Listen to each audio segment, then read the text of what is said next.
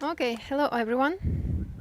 I'll try my best not to make you sleepy after such a great lunch and grill. And let's start it. Okay, my name is Tatiana Shepeleva, and thanks for coming to my talk. And I'm going to talk about problems TopTal faced moving from monolithic application to service-oriented architecture, why conventional approach in testing doesn't work, and what is our solution. I'm from Russia, and I am a quality assurance engineer, and I love my job. I help teams to organize and optimize testing strategies, move quality to the desired level. So I won't tell you how to write a better code.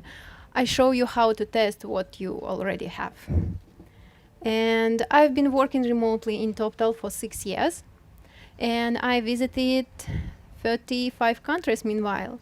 And if you don't know what TopTal is, it's a global network of top talent in business, design, and technology, and enables companies to scale on demand. Okay, let me check. Okay, first of all, who is aware what are microservices? Yay, that's good. Okay, let's us all be on the same page. And an interesting fact about microservices, that they are usually are not micro. I don't like this prefix because they're just services, and even though comparing to monolithic application they might look micro, but they usually aren't.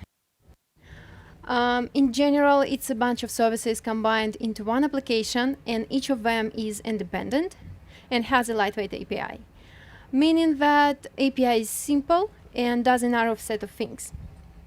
Each can be deployed separately, and each can be tested separately.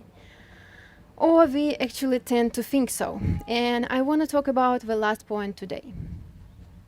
The reason of having tests is to answer to a question: can we deploy the current version of our application to production or not? When you build services, the question doesn't change. You still need to know if you can deploy or not, plus you have to know it for each particular service. When I joined TopTal, we were small, so did our monolithic application. Getting the answer to that question was quite trivial. You probably heard about test automation pyramid so many times. We do follow it in TopTal. It's a common approach to test your application. You have a base of unit tests, then you have few integration tests, and even less end-to-end tests. When tests on each level pass, you hit and deploy. Simple as that. And as TopTal grew, so did our monolithic application. And at some point, when a team turned to teams, we started stepping on each other's toes, and we decided that we can't proceed like that, and we started our path to a service-oriented architecture. How do you test an application which consists of two services talking to each other? A naive approach is to have a pyramid per service and pray that nothing breaks in between. But for a while it worked, but that wasn't enough for us, and we came up with the idea, stupid or brilliant, choose what you like, to keep end-to-end tests and to keep end-to-end tests which we already have and make them work for both services. And I call them super end-to-end tests. The idea works quite well for two services. You have only one integration to cover. The service were probably extracted from an existing application, so you can reuse the test you already have.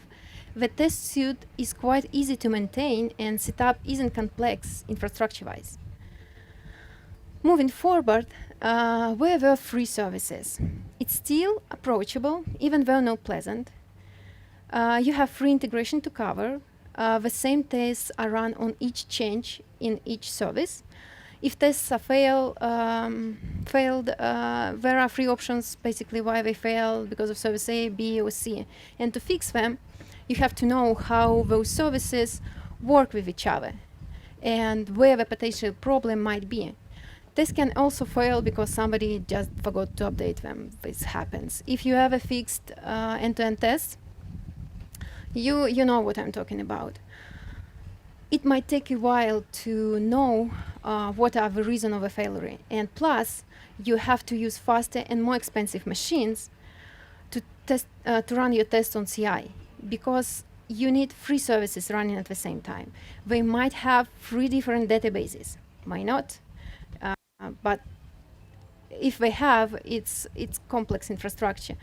They can have different requirements, even have different languages, like Ruby, JavaScript, like Scala. So you have to install everything on one machine and run the test.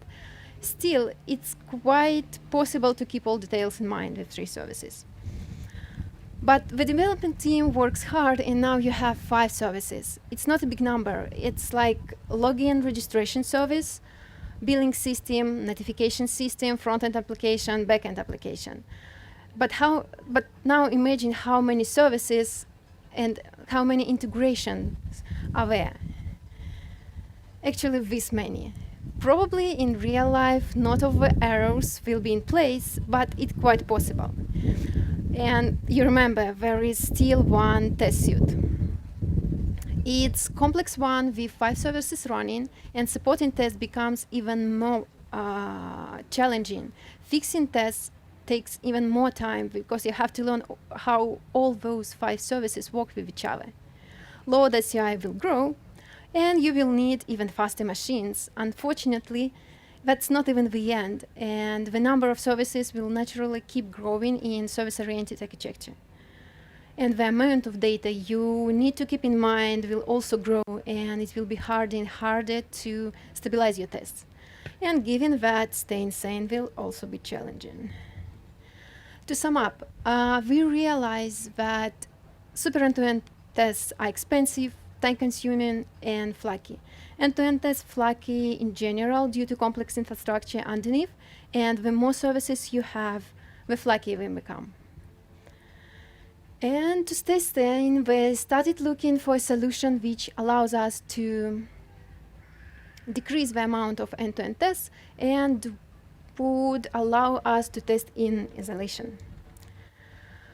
First, we gathered requirements and possible solutions.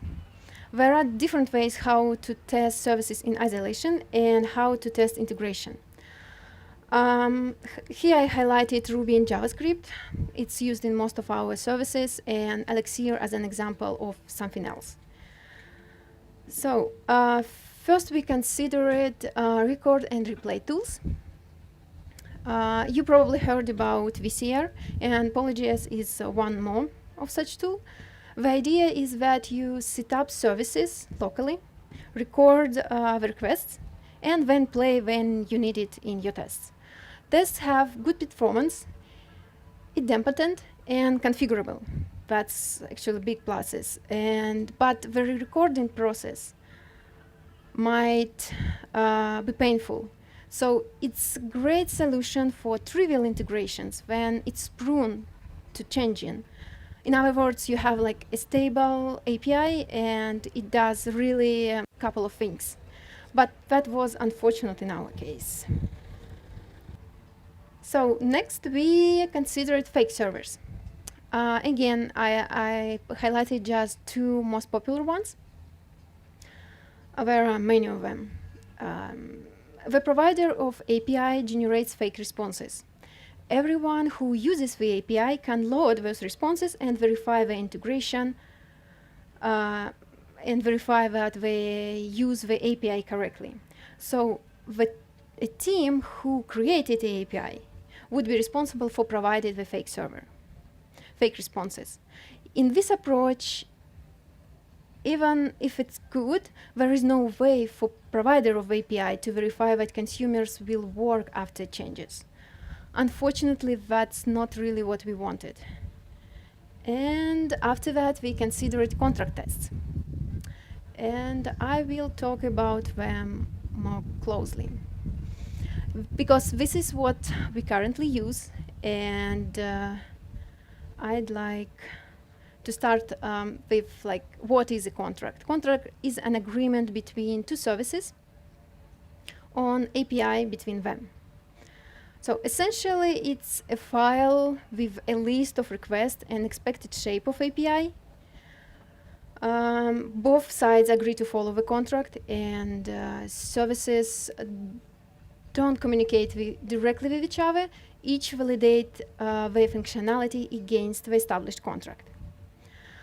For each communication, there is a service which provides the API, like we call it a provider, and there is a service or various services what uses this API, consumes it. They're called consumers. And each pair provider consumers have their own unique contract. There is a difference between contract tests and conventional tests, which we should keep in mind. A contract test is not a functional test. It doesn't validate the business logic behind the integration. Contract tests on consumer side check that this consumer sends request in a way how it should be. And contract tests on provider check that this provider responds in a way mentioned in the contract. Sorry.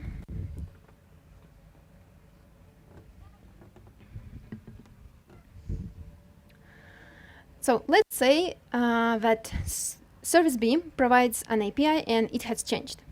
Even if the change potentially affected only service A, we don't know this for sure. We have only one test suite, and we would run all end-to-end tests.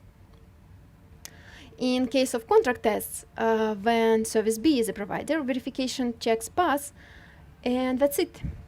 If service B is a consumer of API, we would regenerate contracts with all services. And if some contract has changed, we run additional tests for that service only. And contract tests allow us to develop and test in isolation. In theory, contract can be established on consumer or on provider. Nonetheless, it's usually a consumer who isn't in a position to break the contract. Its service will definitely stop working, so it's a consumer who is more interested in following the rules and wants to be notified if something goes wild. Also, it's usually a consumer who needs the data and initiates the API changes.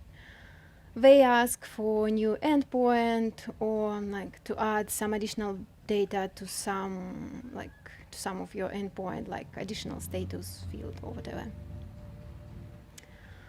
To actually write consumer-driven contract tests, we need to set up mock server first. It mocks provider behavior. And the consumer sends requests to it, and the mock server records them. Consumer specifies the data it wants to see in return and information it cares about. The mock server aggregates that info and establishes a contract. And after that, on the provider side, the mock server emulates the consumer. It shoots the recorded request to provider. The latter responds something, and the mock server will compare if it's what actually expected. If not, the provider can keep changing the API until tests pass, like in lovely TDD. Usually, the process is called verification. To verify we verify our contract on provider side. So after what we have after migration to contract tests is less load on CI, tests run on isolation, so there is no need in complex infrastructure, and tests are faster and tests are stable. Even though contract tests are not supposed to check only integration, they can help you. Contract tests are supposed to check only integration. They can help you to improve your API overall. When I integrated contract tests into the existing project, we found a bug with a list of countries and time zones. We relied on the fact that each country had a time zone, at least one. And in reality, some countries actually doesn't. And we didn't think it's possible. It's very hard to verify manually because you have 250 250 countries, so it's easy to like miss this bug. But when we validated the shape of our API, the response, so we caught this behavior. And in a different project, contract test caught a typo squeezed through our unit tests. The API just silently returned an empty array, and then it should have returned some values. This happens.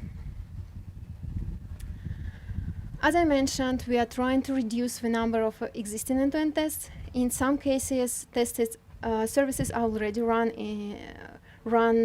developed and tested in isolation with the help of stubs.